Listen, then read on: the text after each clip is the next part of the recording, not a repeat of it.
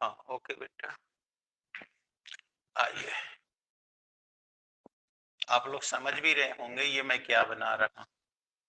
ये आपका लोहे का पटलित धातु का ये सब अलग अलग पत्तियां हैं, और इस पर आपको मोटे कॉपर वायर का कम फेरे वाली कुंडली एक तरफ बनानी है और एक तरफ पतले फेरे वाली अधिक संख्या में कुंडली बनानी है। इसके अंदर आप लोग जानते ही हैं कूलिंग ऑयल रखा हुआ है, सही है ना? और इनका इनसे कोई रिलेशन नहीं है।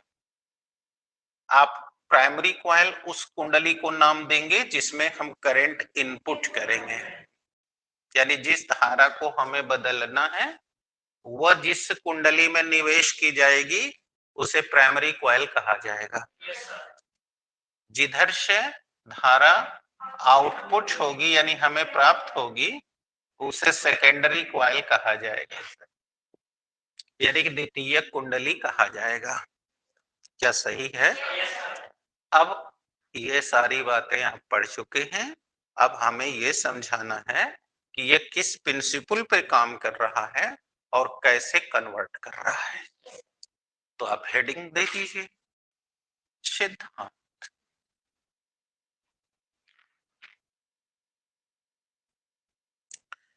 सिद्धांत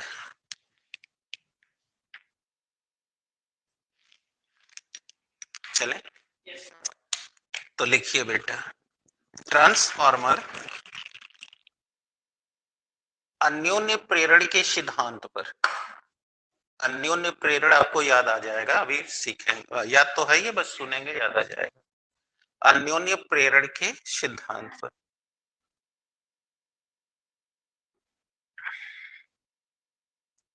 काम करने वाला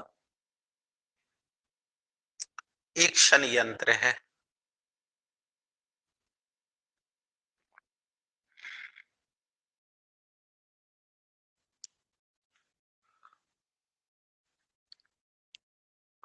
काम करने वाला एक संयंत्र है जिसके अनुसार, आप अन्योन्य प्रेरण पढ़े हुए हैं,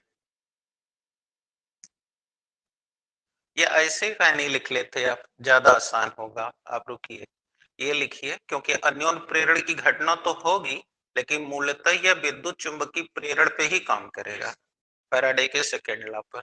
तो आप थोड़ा सा इसको सुधार दीजिए, लिखिए, तो काट दीजिए, पूरा काट दीजिए, क्योंकि सुधारने से बढ़िया काट दीजिए। हाँ लिखिए, यह फैराडे के विद्युत चुंबकीय प्रेरण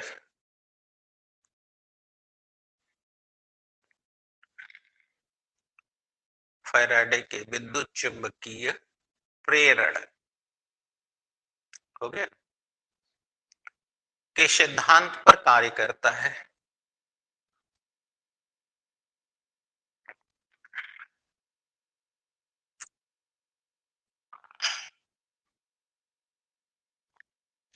सिद्धांत पर कार्य करता है जिसके अनुसार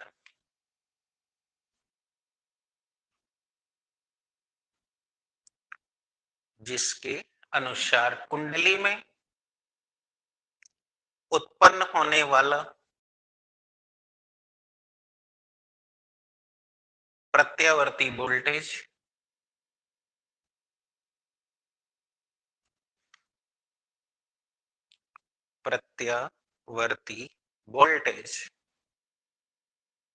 लिखे बेटा, फ्लक्स परिवर्तन की दर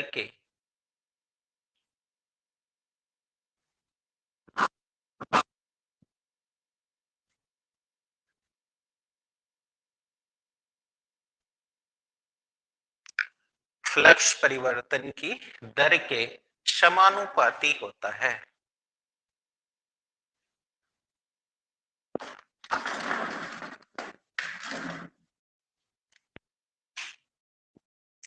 दर के समानुपाती। अब आप ध्यान से समझना शुरू कर दीजिए। हो गया? लिख लिया आप लोग? ये लाइन भी लिख लीजिएगा कि यदि प्रत्यावर्ती वोल्टेज प्रत्यावर्ती वोल्टेज भी, याद करिएगा आप लोग जब मूल नियम पढ़े थे तो उसमें प्रेरित विद्युत वाहक बल पढ़ा करते थे, लेकिन अभी पिछले दिनों में डेरिवेशन के दौरान आप जान चुके हैं कि प्रेरित विद्युत वाहक बल ही प्रत्यावर्ती वोल्टेज है, क्योंकि सेकंड लॉ के अनुसार E बराबर V। कंफ्यूजन हो तो मैं वहीं से फिर से शुरू हो जाऊं, सही है। तो यदि प्रत्यावर्ती वोल्टेज V हो तो हम जानते हैं कि V बराबर, बोलिए, -n del phi by del t. बताइए जी, ऐसा होता है ना। तो V बराबर -n del phi by t, sure है। अब हम ये सिद्धांत लिख करके आपको अब बताने जा रहे हैं कि कैसे लो वोल्ट की हाई करंट हाई वोल्ट की लो करंट में कन्वर्ट हो जाती है।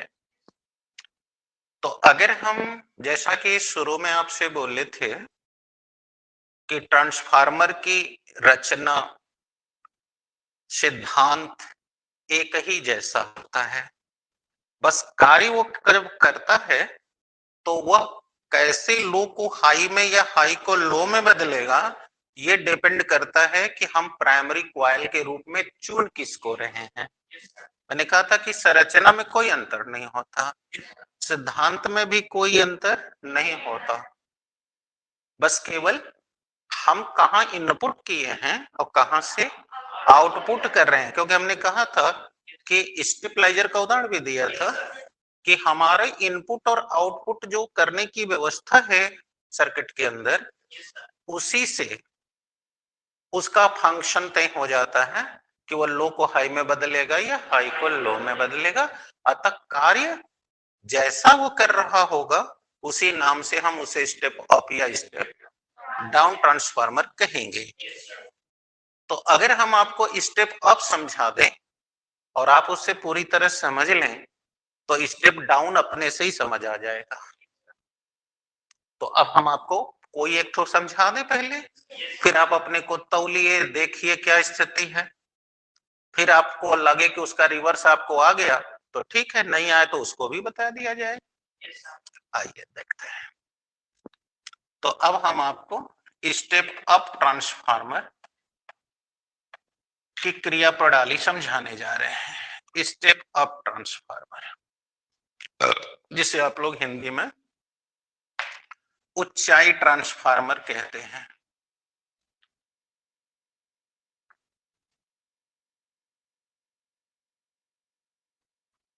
ऊंचाई ट्रांसफार्मर कहते हैं।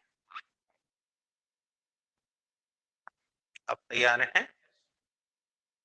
तो आप ये जानते हो कि स्टेप अप जो ट्रांसफार्मर होता है वह लो वोल्ट के हाई करंट को हाई वोल्ट के लो करंट में कन्वर्ट करता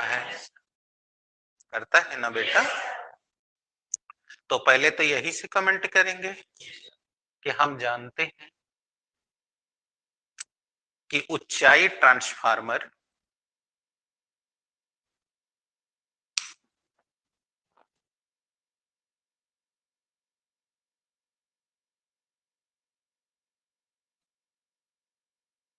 ऊंचाई निम्न विभव की उच्च धारा को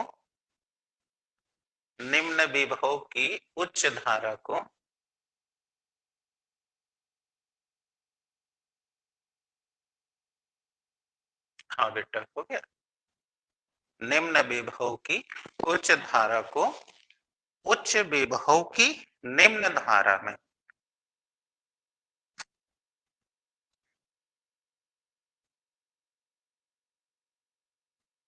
उच्च विभव की निम्न धारा में बदलता है।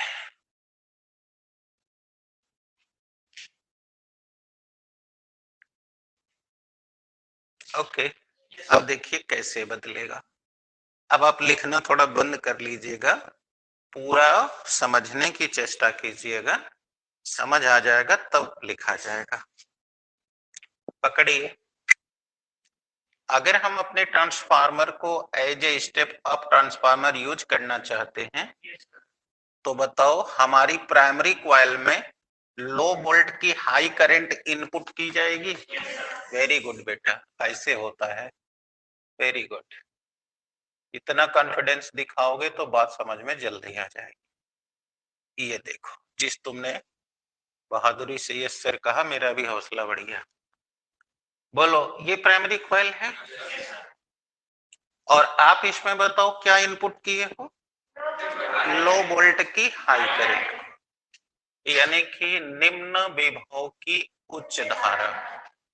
अब जरा सब फोकस करो अपने दिमाग को कि इसमें आपने बेटा अधिक क्षेत्रफल वाला और कम फेरे वाला कुंडली लगाया था, सही है।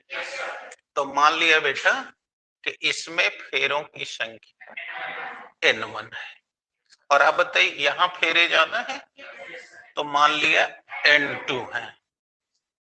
कठिनाई हो तो बताएंगे। अब जो आप इनपुट कर रहे हो बेटा, ये देखो मैंने कुंजी लगा दी और अब हम ये भी दिखा सकते हैं या तो फिर इसके जगह आप तो जान ही गए हैं कि ऐसे करके ऐसे भी कर सकते हैं। मतलब अगर ये दिखाए हैं तो डीसी स्रोत है और हाई वाला दिखाए हैं तो एसी स्रोत है। तो हमें दोनों माइंड रखना चाहिए, हमें तैयार रहना चाहिए। तो बेटा ये हमारा लो वोल्ट हाई करंट की स्रोत है। अब सवाल ये होना चाहिए आपके समझने के लिए कि जब हमने इसमें करंट डाली है और ये लो वोल्ट है और उसकी करंट हाई है, तो पहले ये हाई कैसे, पहले ये समझना चाहिए, फिर आगे की बात भी समझनी चाहिए। थोड़ा सा फोकस करिए, जरा यहां वापस आइए। आप जैसे ही इसमें करंट डालेंगे, बताओ ये कुंडली कॉपर के मोटे तारों के इंसुलेटेड वायर से बनाई गई है, बनाई गई है। तो बताए जब इस तार का क्षेत्रफल ज्यादा है तो आप पढ़े हुए थे कि रेजिस्टेंस क्षेत्रफल के, देखिए पीछे की थ्योरी मैं वापस ला रहा हूं, आपको आ रहा है समझ में? पकड़िए, डाउट हो तो बताइएगा। बताइए आपने यहाँ कॉपर के इंसुलेटेड वायर जो यूज किए गए थे वो मोटे क्षेत्रफल के थे जिसके फेरे कम थे। तो अगर उसका क्षेत्रफल ज्यादा था, देखिए मैंने प्लस लिख के मोटा होना दिखाया है, तो हम पढ़े हुए हैं कि रेजिस्टेंस क्षेत्रफल के व्युत्क्रम। तो बताओ अगर क्षेत्रफल ज्यादा है तो प्रतिरोध कम होगा। अब आप बताओ, जो प्रतिरोध का नाम होता है धारा में डाली गई रुकावट। तो अगर प्रतिरोध कम है तो वह ज्यादा धारा जाने देगा, रोकेगा कम। तो बताइए आपकी धारा प्रबल हो जाएगी कि नहीं? नहीं हो जाएगी, कठिन लगना शुरू। इसलिए तो मैंने कहा समझिए, आराम से समझिए, पहले एक एक पॉइंट पर ओवरहॉलिंग करिए।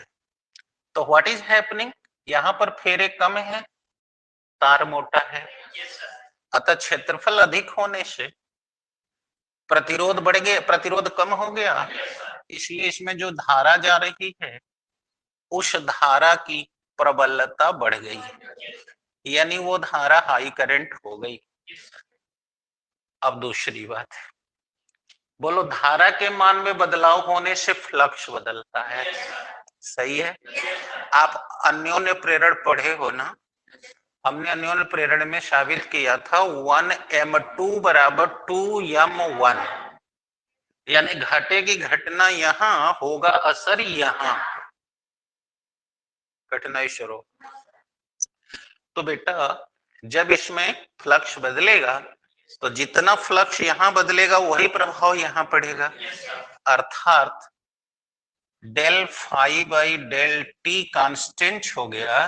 तो सीधे सीधे वोल्टेज बताओ फेरों की संख्या के, यानी जहां फेरे कम होंगे वोल्टेज कम, अब बताओ यहाँ फेरे कम है तो ऑलरेडी वोल्टेज कम होगा।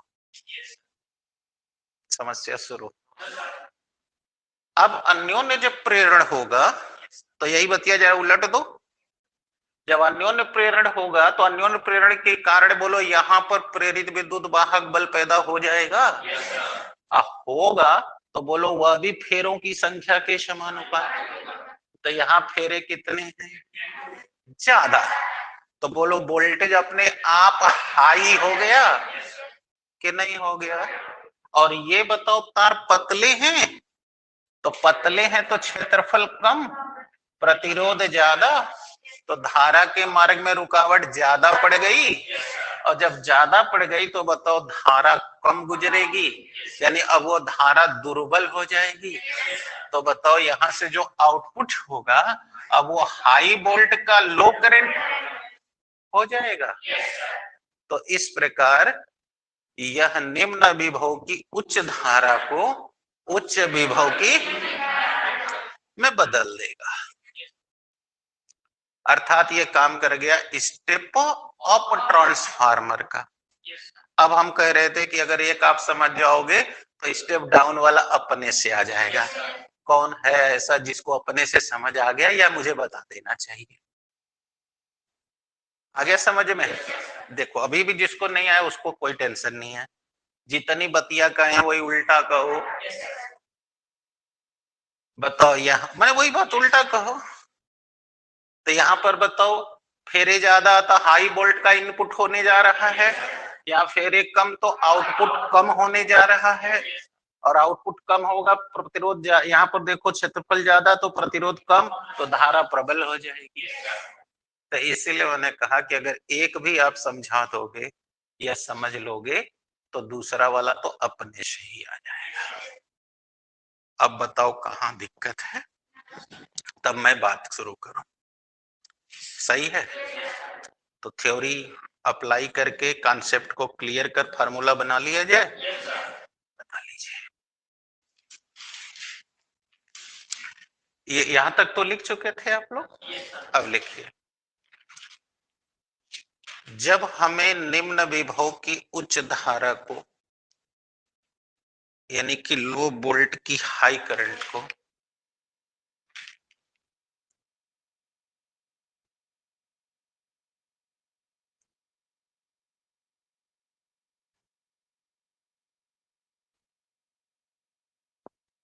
हो गया, लो वोल्ट के हाई करंट को हाई वोल्ट के लो करंट में बदलना होता है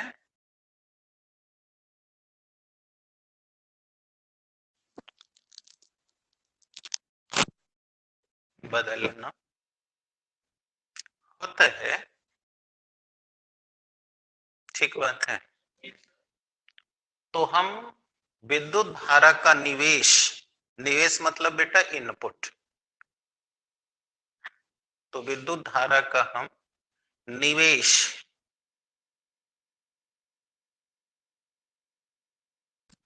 ओके बेटा कम फेरों वाली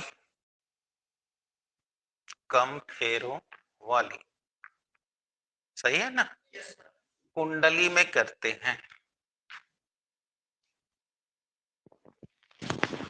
कुंडली में करते हैं, सही है, कोई डाउट? यानी कि तब ये कम फेरे वाली हमारी प्राइमरी हो गई और अब इसे हम प्राथमिक कुंडली कहते हैं।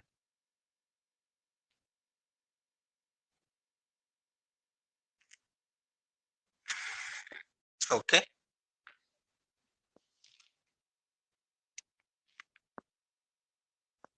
ओके। अब लिखिए, धारा प्रवाहित करते ही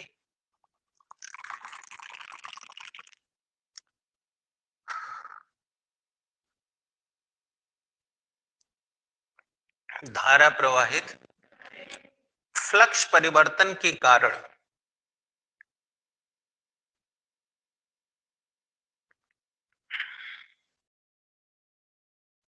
ओके अन्योन्य प्रेरण की घटना दूसरी कुंडली में होती है।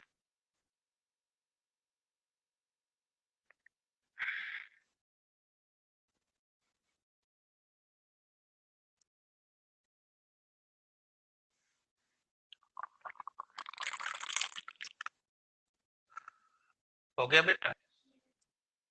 अन्योन्य प्रेरण की घटना, अतः दूसरी कुंडली में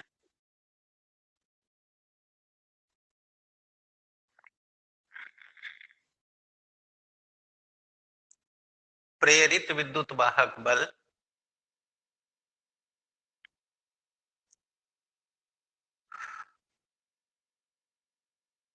प्रेरित विद्युत वाहक बल के कारण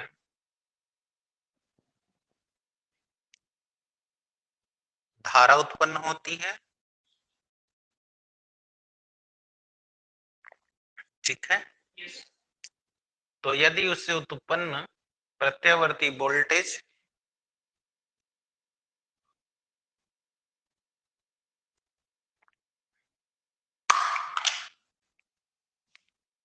प्रत्यावर्ती V2 हो गया। तो सिद्धांतानुसार यहां देख लीजिए, सिद्धांतानुसार बताइए किस पर डिपेंड कर रहा है, फेरों की संख्या पर।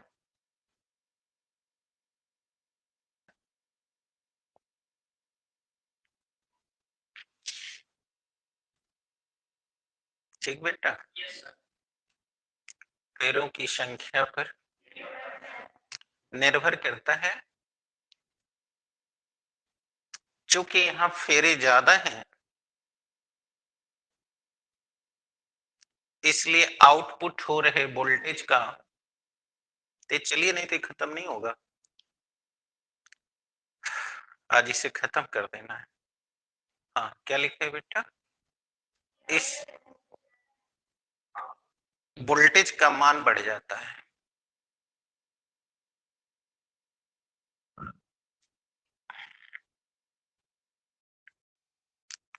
वोल्टेज का मान, यस, वोल्टेज का मान बढ़ जाता है। सही बेटा। परंतु कुंडली में लगे हुए इंसुलेटेड वायर का क्षेत्रफल कम है।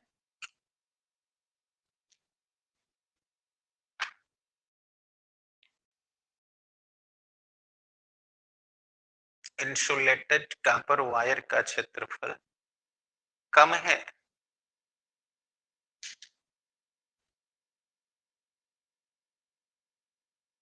सही है ना, कम है, तो बोलिए क्षेत्रफल कम हो गया। इसलिए प्रतिरोध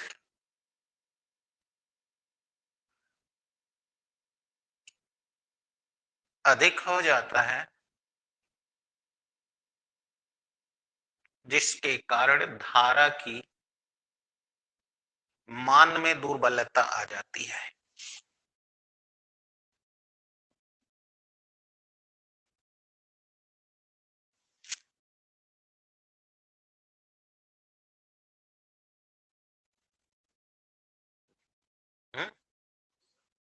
धारा के मान में क्या जाती है, इस प्रकार आउटपुट होने वाला धारा उच्च विभव एवं निम्न धारा का हो जाता है।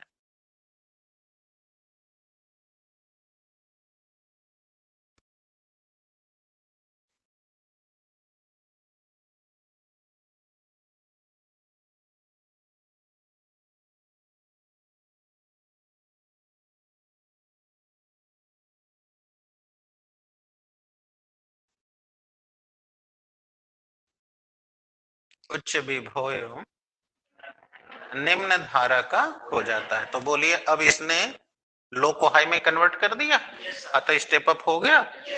इसी को स्टेप अप ट्रांसफार्मर कहते हैं।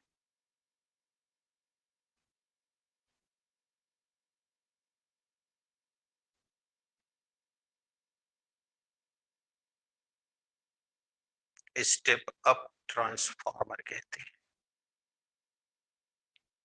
अब मुझे समझाइए, किसी को कोई डाउट्स है तो अब स्टेप डाउन लिखवा दें या आप लोग एकदम श्योर हो गए, कोई डाउट नहीं, तो सूत्र डेराइव कर दें।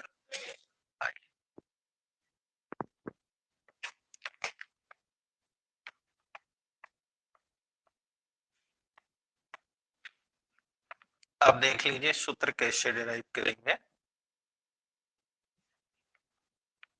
देखिए मान लीजिए कि अब तो जान गए ना प्राइमरी सेकेंडरी कौन है, जहां इनपुट है वो प्राइमरी है, जहां तो मान लिया प्राइमरी कॉइल में फेरों की संख्या N1 तथा निवेशित विभव V1 करें माना प्राइमरी कॉइल में फेरों की संख्या N1 एवं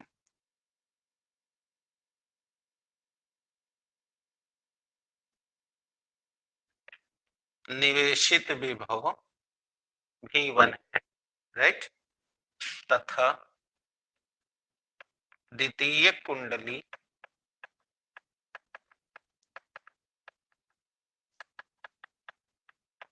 फेरों की संख्या N2 तथा निर्गत विभव, आप लोग ये हिंदी नाम को क्लियर कर लीजिएगा, निर्गत विभव V2 है। इसलिए सिद्धांत अनुसार बोलिए क्या सिद्धांत है बेटा, यही ना कि कुंडली में उत्पन्न प्रेरित विद्युत वाहक बल फ्लक्स परिवर्तन की दर के समानुपाती होता है। बताइए जो फ्लक्स यहाँ बदला है उसी से अन्योन्य प्रेरण हुआ है, तो चूंकि del phi by del t is equal to constant, अभी मैंने सिद्धांत में लिखवाया, तो बेटा E proportional to minus N1 sorry N1 अभी तो रखना पड़ेगा ना, बराबर N के, तो चूंकि E ही भी है इसलिए इसे हम V proportional to minus N कह सकते हैं।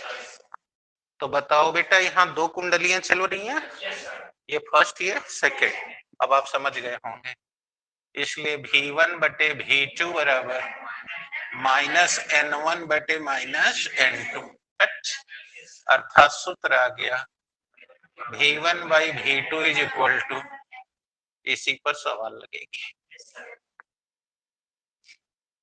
आगे इसका मतलब कि इस कुंडली में फेरों की संख्या महत्वपूर्ण है कि कितने बोल्ट को कितने में बदलना जाना चाहिए, उसी के अनुसार फेरे बढ़ाए और घटाए जाएंगे, उसी से ट्रांसफार्मर की दक्षता भी तय होगी।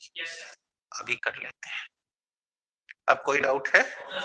तो बेटा 1 क्या है, निवेशित विभव, और 2 क्या है, निर्गत विभव, अथवा कह सकते हो प्राइमरी कॉइल पे डाला गया विभव, और V2 कर सकते हो सेकेंडरी कॉइल का विभव। N1 है पहली कुंडली के फेरों की संख्या और N2 है, अब बताओ कोई दिक्कत है? कर लीजिए।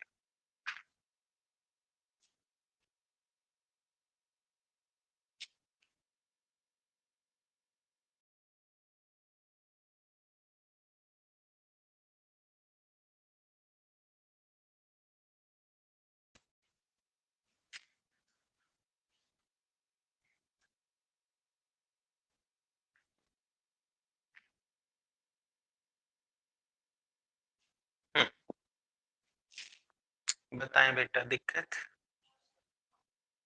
तो V1 V2 क्लियर हो गया। अब हम यहीं पर आपसे बात करेंगे, एक बहुत ही महत्वपूर्ण क्वेश्चन कई बार बोर्ड में आया है और बहुत सारे बच्चे इसे मिस करते हैं, उसका नाम है ट्रांसफरेटरी रेशियो, हिंदी में कहते हैं परिडमन अनुपात।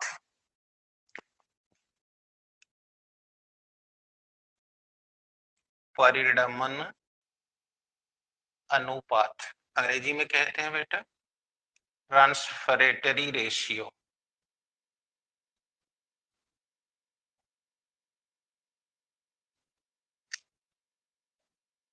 परिडमन अनुपात, परिडमन को हिंदी के बजाय अंग्रेजी शब्द से समझिए तो आसान हो जाएगा। ट्रांसफरेटरी मतलब जो हमने एक को दूसरे में ट्रांसफर कर लिया, इसका मतलब कि इस रेशियो का जो इम्पोर्टेंस है वो इस बात पर डिपेंड करता है कि आपने निवेश कितने का किया और निर्गत कितने का प्राप्त किया। तो निर्गत विभव और निवेशित विभव के अनुपात को, आ गया बात समझ में? लिख दीजिए, निर्गत विभव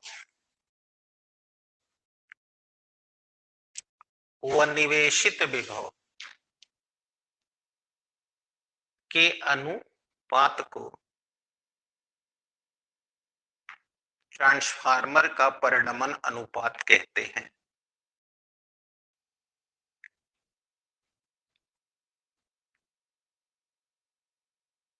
तो लिख दिया हमने परिभाषानुसार।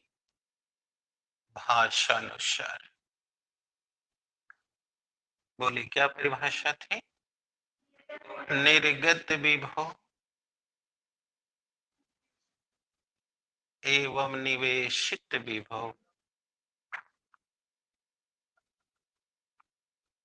के अनुपात को परिणमन अनुपात कहते हैं। यस। तो बेटा निर्गत विभव, अब आपकी इस थ्योरी से निर्गत विभव ऊपर रहेगा, निवेशित विभव बोलिए नीचे रहेगा, तब ना आप उससे अनुपात पढ़ेंगे, बराबर परिणमन अनुपात। अब यहां देखिए बेटा, परिणमन अनुपात को हम लोग आर से शो करते हैं। तो आर बराबर बोलिए निर्गत हो रही है V2, निवेश हो रही है 1, या इसी को बेटा VS बटे VP भी पढ़ सकते हैं। हाँ, सेकेंडरी पोटेंशियल, प्राइमरी पोटेंशियल, तो ऐसे भी पढ़ सकते हैं। तो ये आपका आ गया परिणमन अनुपात। लेकिन अब हम चाहें तो इसको पुनः बदल सकते हैं। बताइए, एक परिभाषा और निकल जाएगी। देखिए, V1 बटे V2 बराबर N1 बटे N2, अपन को चाहिए V2 बटे V1, तो इसलिए क्या हम इसे V2 बाई V1 बराबर लिख सकते हैं? तो क्या ये नहीं हो सकता? इसका मतलब आप समझ गए कि ऐसे भी परिभाषित कर सकते हैं कि द्वितीय कुंडली के फेरों की संख्या और प्राथमिक कुंडली के फेरों की संख्या के अनुपात को ट्रांसफरेटरी रेशियो कहते हैं। ऐसे भी कह सकते हैं, तो आप ऐसा भी लिख सकते हैं। और अब अगर इस पर पूछा जाए कि इसकी इकाई क्या होगी, तो अगर आपको सिद्धांत याद है तो आप समझ ही गए कि कोई इकाई नहीं होगी, क्योंकि अगर कोई अनुपात एक ही राशि का होता है तो उसकी इकाइयां एक दूसरे को इफेक्टलेस कर देती हैं, इसलिए उसकी कोई इकाई नहीं। तो जब कोई इकाई भी नहीं तो बीमा भी नहीं।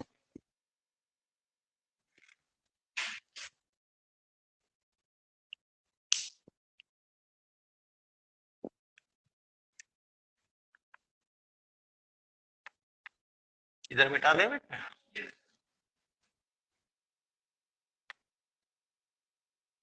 अब हम आपको इसमें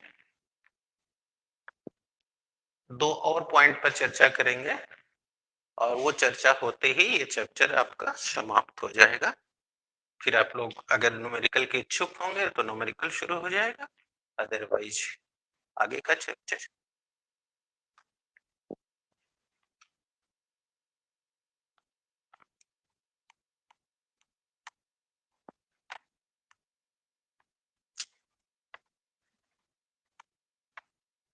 सुनिए,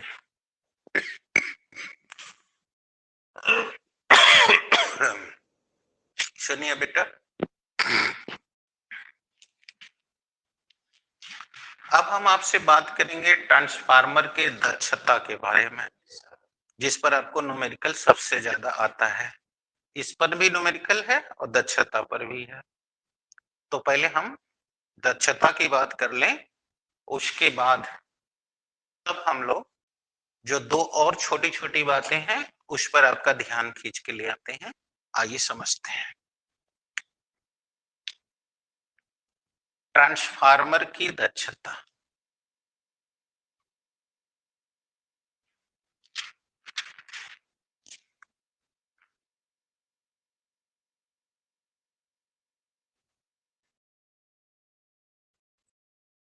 चला जाए,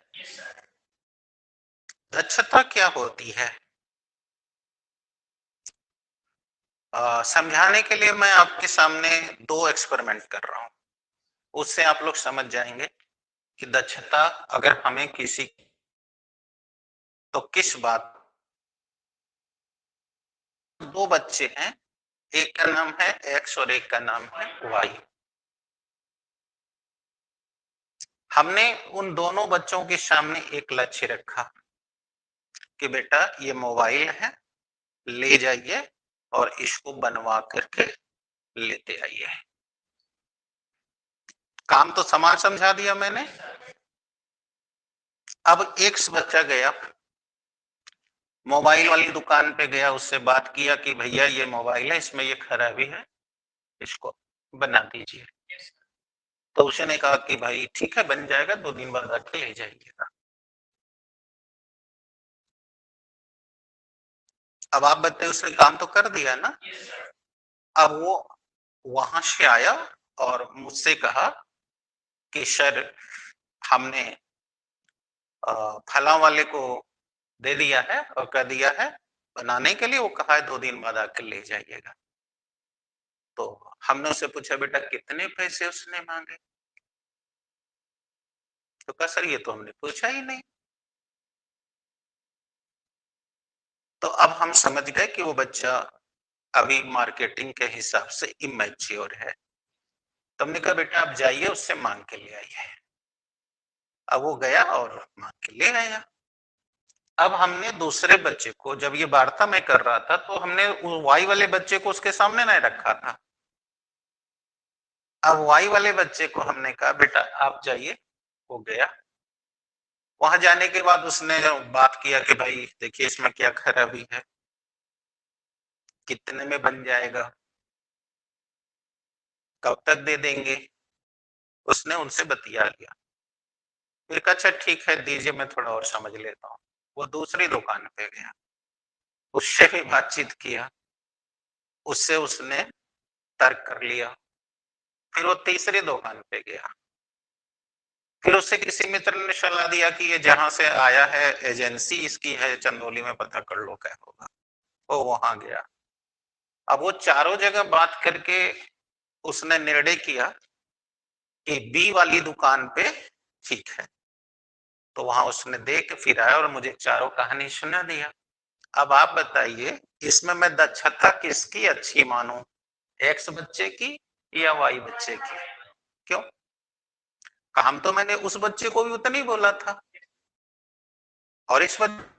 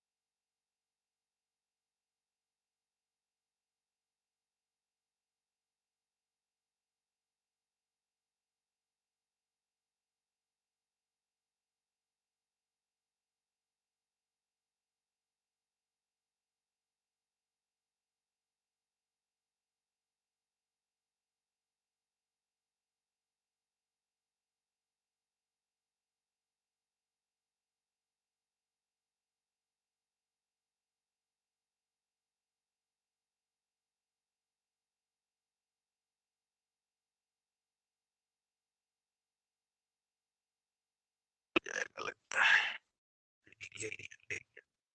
नेटवर्क छोड़ देता है तब दिक्कत होती है। हाँ चले बेटा, तो मैं कह रहा था कि मैं किसको बेटर मानूं, उसी को ना जो आउटपुट अच्छा दे रहा है। अब थोड़ा सा ये बात तो व्यवहारिक रूप से हो रही थी। अब थोड़ा सिद्धांतिक बात करते हैं। बेटा यहाँ हमने बोलिए कौन चीज निवेश किया था? विद्युत ऊर्जा का। बोलो यहां से निर्गत भी विद्युत ऊर्जा का ही हुआ कि नहीं हुआ? लेकिन आपको पता है ना कि इसके अंदर कूलिंग रखा गया है आयल। अभी मैंने वो नहीं समझाया क्योंकि मैंने कहा है 2 पॉइंट डिस्कस करूंगा। तो आप जानते हो कि यहाँ पर अब यहाँ का भी थोड़ा सा एक फिर रहस्य बता देते हैं और आप लोग देखना भी अनुभव भी किए होंगे। आपके घर वाला भी ट्रांसफार्मर न केवल गर्म होता है बल्कि आवाज भी कभी कभी करता है।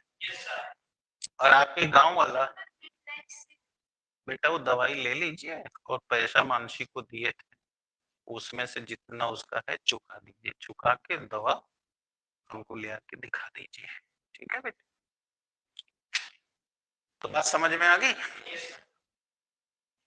मैं एक इसमें रहस्य बताना चाह रहा हूँ। वो रहस्य का चर्चा हमने पिछले दिनों सर्किट पढ़ाते हुए कहा था और कहे थे कि अल्टरनेट करंट में आएंगे तो इस रहस्य से आपको अवगत कराएंगे। उसका नाम है एडी करंट। हिंदी में कहते हैं भंवर धारा। जैसे कक्षा 11 में आप पढ़ रहे थे तो सेंट्रीपिटल फोर्स पढ़ाते हुए बताए थे कि पानी में चक्करदार धाराएं बनती हैं। याद आ गया? इसीलिए हमने कहा था कि जल मार्ग में भी जाने का रास्ता होता है। अब उधर जाएंगे तो ढेर टाइम हो जाएगा, खाली इशारा काफी है। जो पढ़ रहा है वो उसके लिए इशारा काफी। वैसे ही बिजली में भी, विद्युत में भी चक्करदार धारा पैदा होती है और उस धारा को हम एडी करंट कहते हैं, यानी भंवर धारा कहते हैं। आ गया समझ में? और ये भंवर धारा जो कि प्रेरित धारा होती है, अतः उसी कारण का विरोध करती हैं जिससे यह उत्पन्न होती है। आप तो जानते हो कि विरोध में घर्षण होता है, इसीलिए इसी धारा के कारण ऊष्मा पैदा होती है।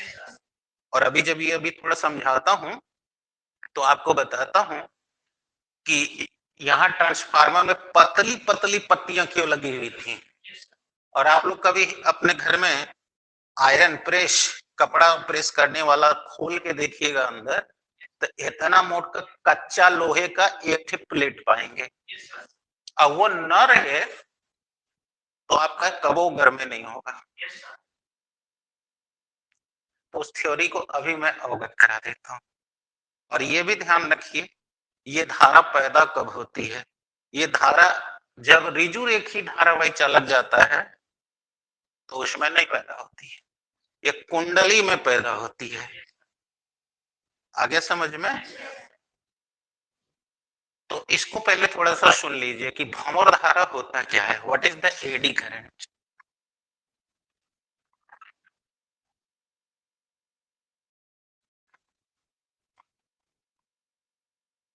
भंवर धाराएं सुनिए, जब कोई भी धारा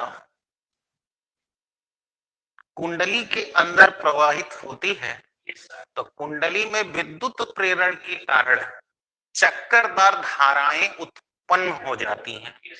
उन्हीं धाराओं को हम भंवर धारा कहते हैं, यानी एडी करंट कहते हैं। समझ आया बेटा? अभी नहीं आया? और ये धारा सदैव उसी कारण का विरोध करती हैं जिससे वो उत्पन्न होती हैं।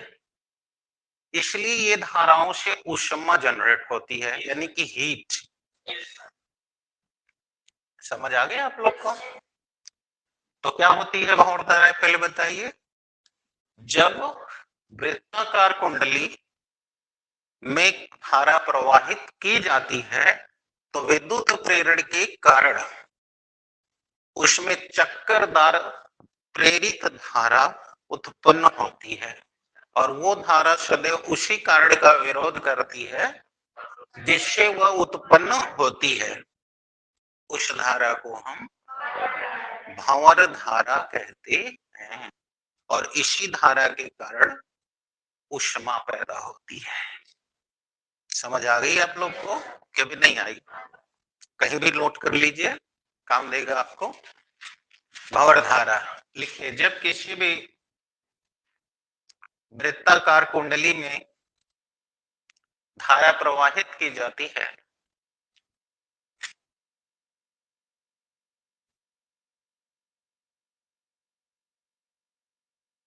जल्दी करिए, इस समय मोबाइल बड़ा जल्दी डिस्चार्ज हो रहा है। हाँ हो गया बेटा। किसी वृत्ताकार कुंडली में धारा प्रवाहित की जाती है, खोल के चेक करा दिया।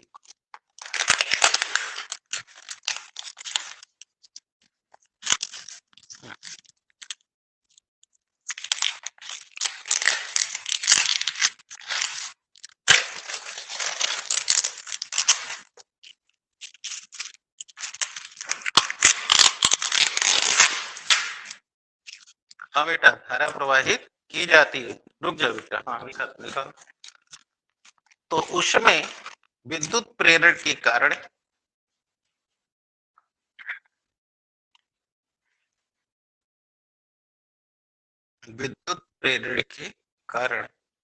लिखे बेटा चक्करदार, इसको खोलेंगे तब ना, आप तो पहचान जाएंगी ही। पहचान के बेटा हमारे वाले बैग में रख दीजिए, ठीक है। और जब ऊपर जाएंगे पढ़ाने का तो एक एक तो चारों में से क्या लिखे बेटा, उसमें चक्करदार धाराएं उत्पन्न होती हैं। फिर से बोल दें क्या, विद्युत प्रेरण के कारण चक्करदार धाराएं उत्पन्न हो जाती हैं, उन्हीं को हम भंवर धारा कहते हैं। ये धाराएं सदैव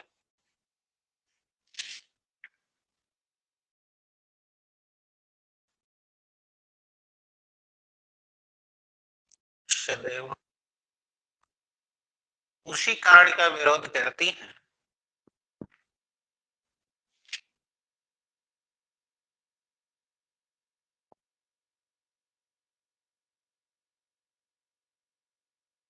उसी कारण का विरोध करती हैं जिससे वह उत्पन्न होती है। अरे चेंज करके लिख लें,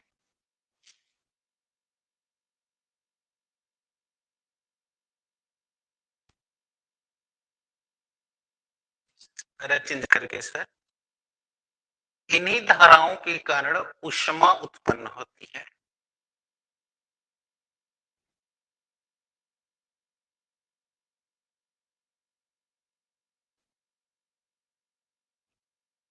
ऊष्मा उत्पन्न होती है, यानी इसका मतलब यह है कि विद्युत ऊर्जा अगर विद्युत ऊष्मा में कन्वर्ट हो रही है तो उसका रीजन है एडी करेंट, यानी भंवर धारा।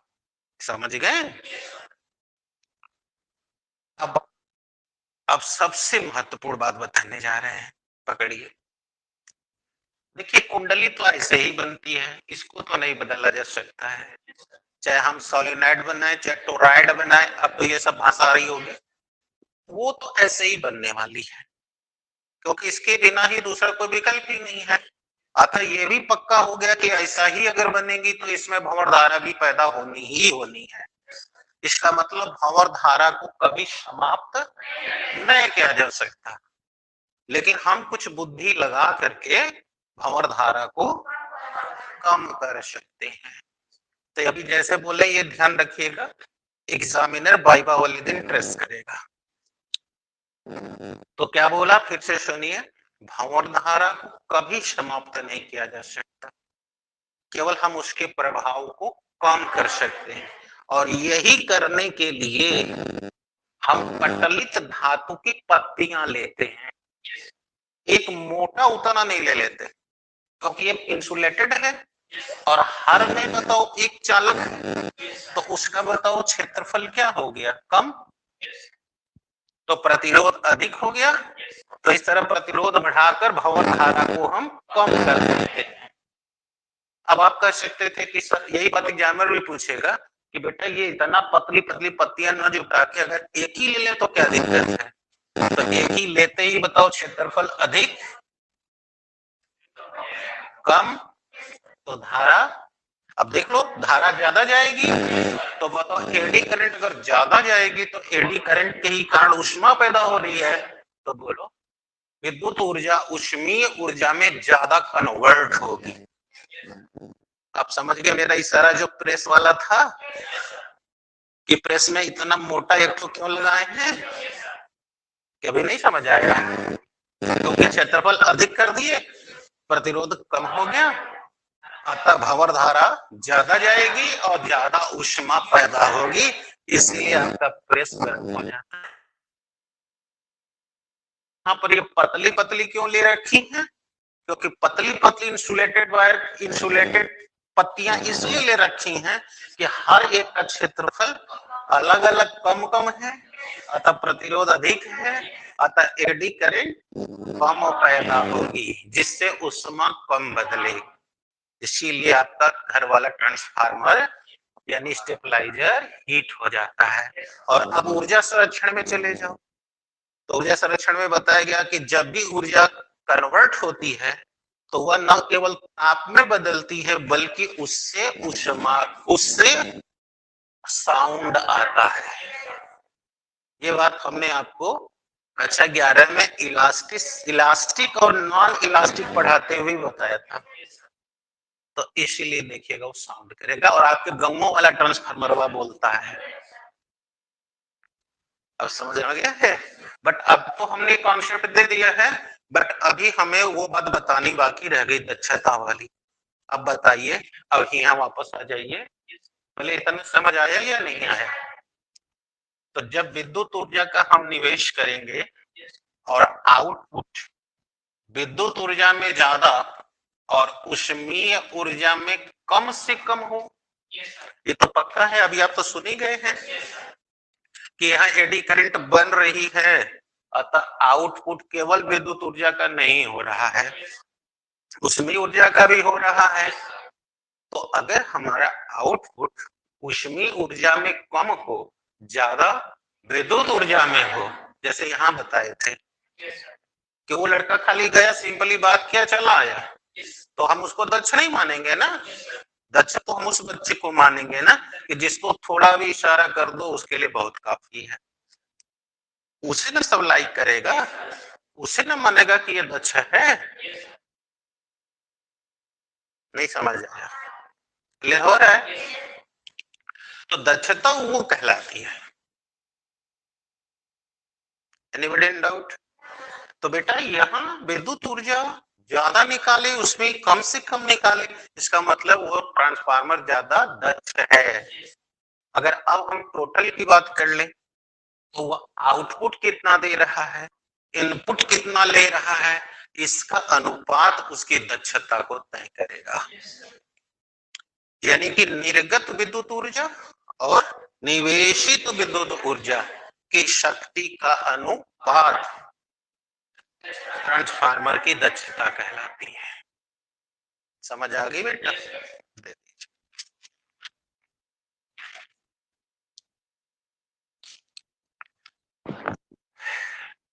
बोले देखिए, निर्गत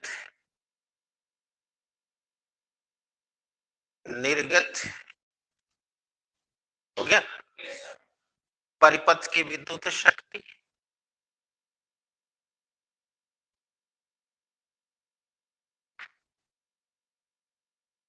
और निवेशित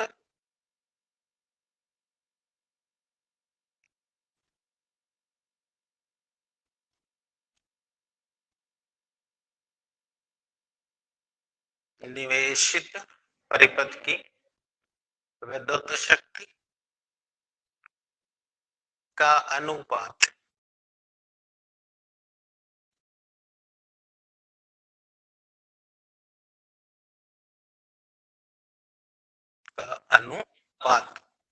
ट्रांसफार्मर की दक्षता कहलाती है।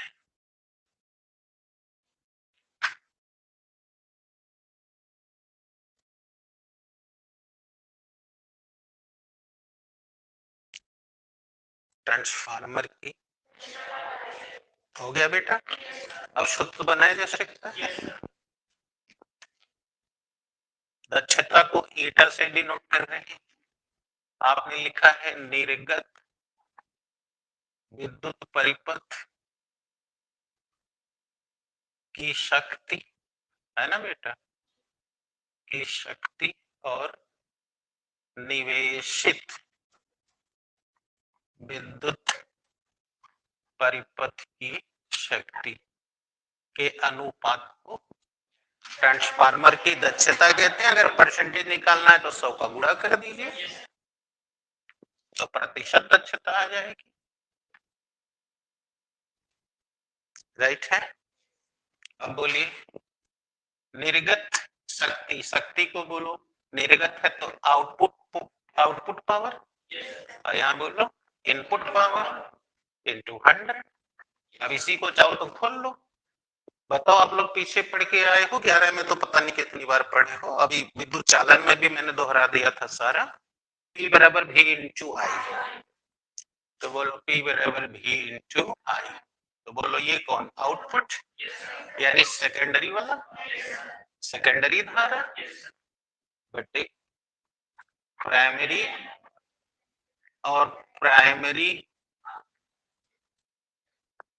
कठिनाई इंटू 100। तो अब आप ट्रांसफार्मर की दक्षता खूब इत्मीनान से सूत्र से निकाल सकते हैं।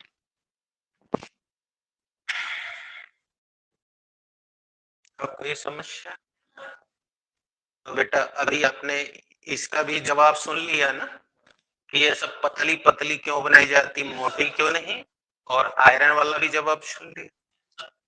तो बेटा इसी के साथ हमारा इलेक्ट्रिसिटी खत्म हो गया बेटा, अर्थात पहली किताब पूरी तरह से खत्म हो गई। अब जिस बच्चों को न्यूमेरिकल की प्रॉब्लम है तो हमने तो पहले ही कह दिया था कि आपके पास इतना समय है, आप लगा डालिए। तो अब चूंकि आज का लेक्चर का टाइम ओवर हो गया है, इसलिए बेटा आप लोग, आपको अगर कोई न्यूमेरिकल प्रॉब्लम में है तो कल बुक ले आके पूछ लीजिए। प्रॉब्लम नहीं रहेगा तो इस किताब से मुक्ति हो गई है। और अगर आप लोग स्कूल का भी चूंकि ऑनलाइन चल रहा है इसलिए मैं क्लियर कर दूं, अब प्रैक्टिकल एग्जाम को लेकर के मेरी तरफ से प्रैक्टिकल से रिलेटेड, चाहे वो प्रोजेक्ट का काम हो चाहे प्रैक्टिकल का, केवल प्रैक्टिकल का काम हो, सारा वाइवा का कोर्स खत्म। और आप प्रैक्टिकल चूंकि 12 ठो जान चुके हैं, केवल आपको करना बाकी है। और द योग से अगर ये छुट्टियां नहीं रही होती तो अब तक प्रैक्टिकल से भी मुक्त हो गए होते। तो मेरी तरफ से काम खत्म है। अब हमको स्कूल के हिसाब से केवल 4-5 चीजें पढ़ानी है। याद होगा आपको, लाइट ऑलरेडी खत्म हो चुका है, आंख प्रकाशी केंद्र तक खत्म है, अब केवल बताना बाकी रह गया है photo light effect.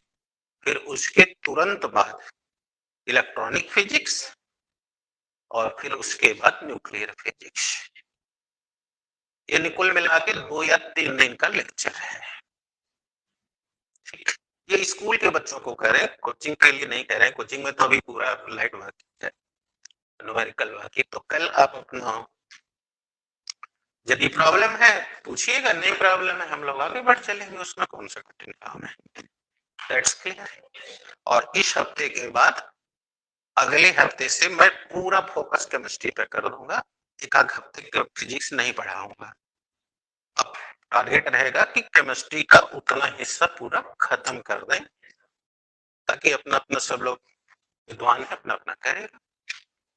That's okay. Thank you बेटा। हाँ, कल से कोचिंग टाइम बदला है, बता दिया है मैंने। कल से कोचिंग टाइम 7 बजे का है। तो अभी 7 बजे, अगर कल मौसम बिगड़ेगा तो फिर 9 बजे हो जाएगा। मैं सुबह फिर मौसम फोन कर मैसेज कर दूंगा, नहीं तो 7 बजे, क्योंकि आप देख रहे हैं धूप आ जा रही है, कोई दिक्कत वाली बात नहीं है। और फिर फरवरी में से फिर हम पुराने वापस आ जाएंगे अपने टाइम पे 6 बजे पर। तो अभी फिलहाल कल 7 बजे, और जो आप लोग हैं फिजिक्स के लिए तो वही जैसे आते हैं उसी हिसाब से आएंगे, और 45 मिनट का ब्रेक देकर। थैंक यू बेटा। थैंक यू बेटा।